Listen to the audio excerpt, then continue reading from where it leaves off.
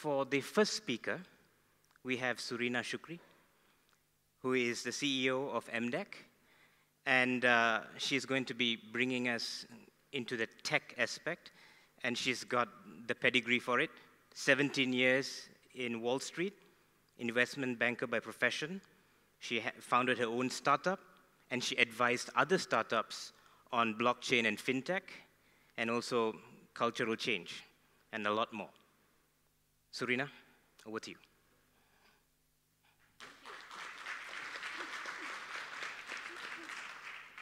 Testing. Okay, good. Good afternoon, everybody. Thank you, Romana, for that. I am extremely honored to be standing here in front of you today. I am extremely excited to be standing in front of you today. And the past day and a half has been incredible. Researchers, scientists, professors, and then now it's just me. So I figured I would start by sharing a quote from a very special uncle of mine, which goes like this. If I had an hour to solve a problem and my life depended on the solution, I would spend the first 55 minutes determining the proper question to ask. For once I know the proper question, I could solve the problem in less than 5 minutes. Yes, that's my uncle. It is Malaysia, after all. Everybody's an uncle. And boss. It's either uncle or boss. I thought I would wake everybody up since it's after lunch. I just wanted to see if you're paying attention. But anyway, I thought I'd start with this. It's a formula, or at least part of it, that I'd like to share. Because the question is, where are we going? What is the digital economy? What is the future? What does it have to entail? And what's required? So T, BFC, CX, EI, I mean, what is that? Surely I got inspired by Albert Einstein when I wrote this. But to me, T starts with talent. I mean, T is for talent. And talent is by far one of the most critical components in any kind of society, any kind of business, any kind of enterprise. One of the core components. BFC plus CX, and what is that? We talk about technology. We've been talking about technology for quite some time, but to me, technology really is just a way of making businesses better, faster, cheaper, and improving the customer experience. E and I is another core component and variable. What is that? Entrepreneurship, which is the art of creating something out of nothing, and innovation, which is constantly moving forward. So surely when you're thinking about society, when you're thinking about businesses and enterprises, you need this. These are your drivers. I put that as my nominator. And then, what is this? C, IQ, PX, EX, what is this? So C, these are the things that in my mind are accelerants to the components that we had above. Capital surely is needed as part of a business, enterprise, society. And it's certainly the more capital you have, the faster your business will grow. IQ, it's the collective IQ of your organization, your digital IQ, your emotional IQ, your ability to constantly learn. You might have the best talent, but if your talent is not learning, you won't get very far either. P3, private-public partnerships, the environment in which you operate, surely another component that's needed. And EX squared, oftentimes the component that is missing. And what is that? Execution and experimentation, which is needed to ensure that anything continues to move forward. Nominator and denominator, what else is required in this equation as we think about all the components? D, O2. What is that? Data today, we hear the new oil, this new currency, we hear lots of things. But I submit to you that data is like oxygen in this new economy, in this new world that we're in. It's constantly being replenished. You're constantly creating it, and you need it. Data. But data also requires connectivity, data management, and cybersecurity. So think of it. If any of those three components is zero, your equation goes to zero as well. And finally, AI. We talk about AI, but where does it fit in this equation?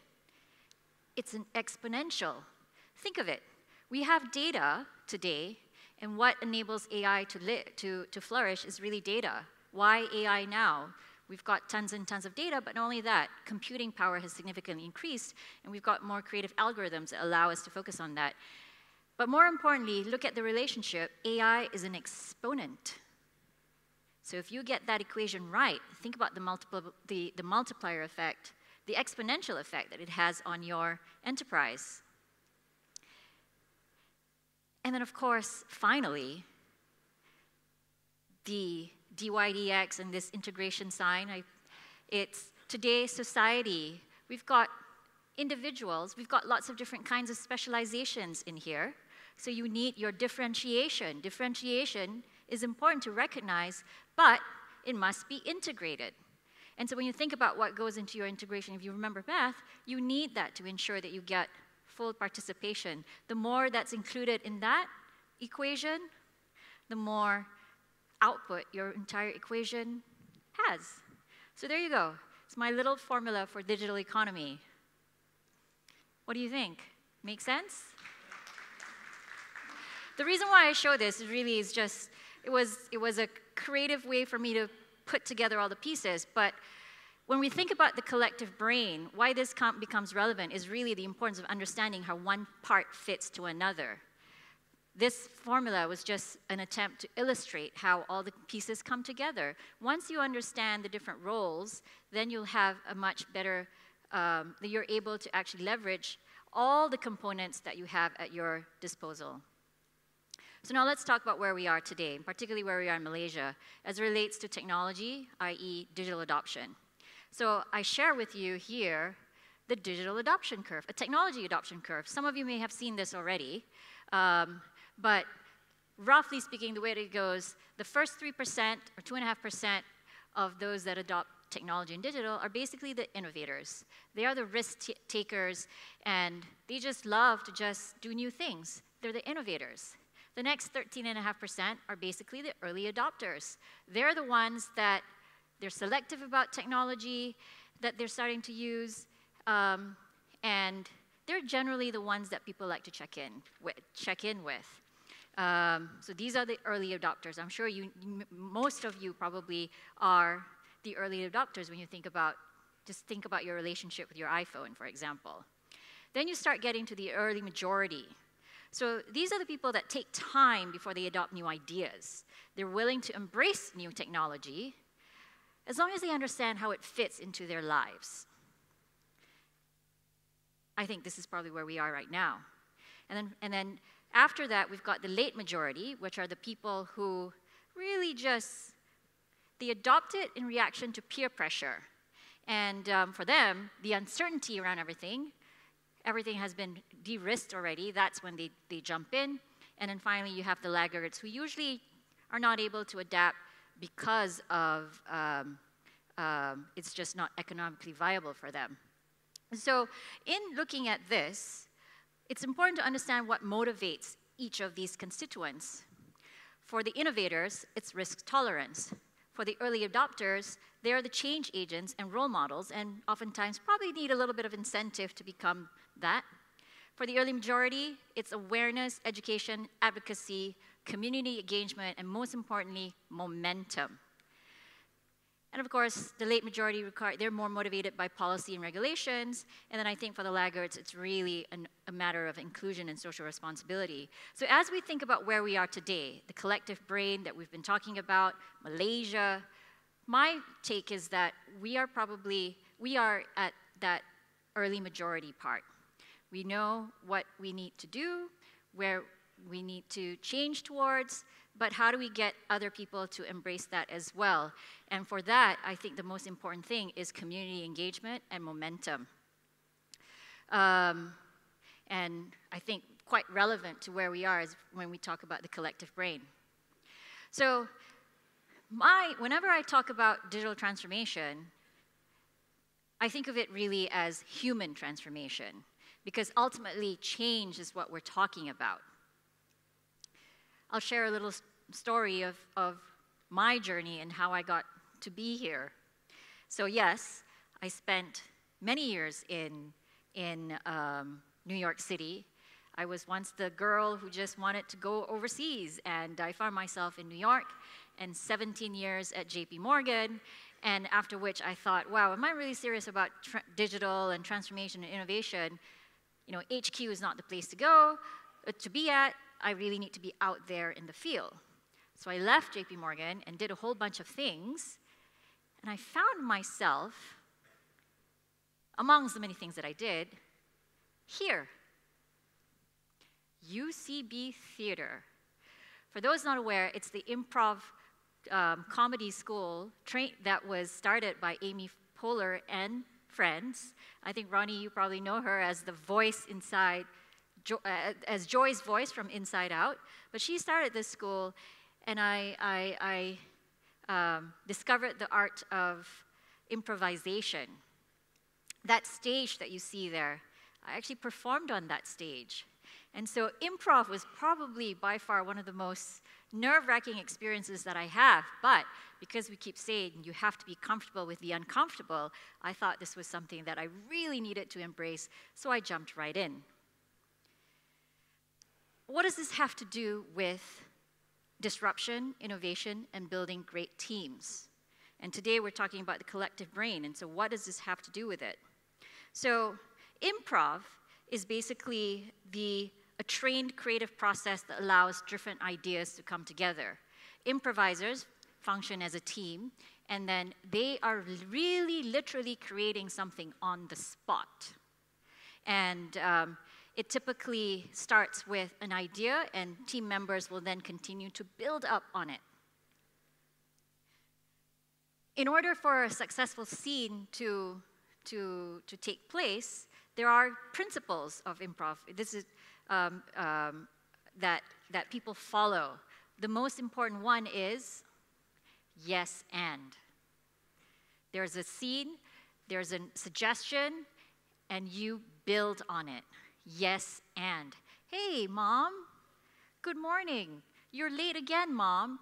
If the scene partner says, I'm not, Mom, you're crazy again. So it's very hard to actually build on that scene. So in improv, the first principle is always yes and. Say yes and build on that.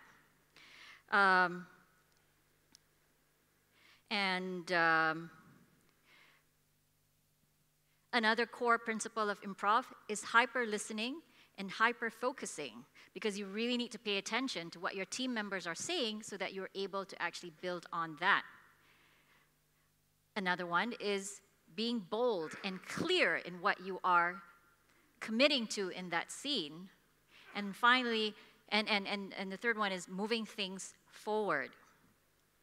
The most important thing about improv is trust, knowing that whenever you get stuck, somebody on your team will come forward and continue to help to move that forward. So now I wanted to share. What's the relevance here? What happens when your brain starts to improvise? What happens when jazz musicians improvise, when rappers improvise? Basically, you're activating your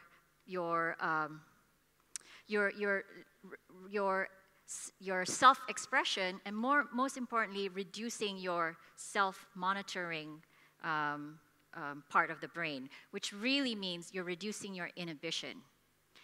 And so, why is this important? Because when we talk about going forward, when we talk about change, when we talk about all the things that we need to do in this new economy, in this new world, it's really all about going into the unknown. Reducing that, when your inhibitions are lower, you feel much more comfortable going into the unknown. You feel much more comfortable with change. When we think about innovation, one of the most important things is collaboration. One idea builds on another. And most importantly, experimentation. You're starting a new scene, for example. And so all of this, one of the core component that's required to make improv successful, and if you apply that analogy to innovation and collaboration and building great teams and building a collaborative connected brain that we talk about, is positivity and trust. And so with that, I wrap this up, just leave you food for thought, and we'll continue the conversation later.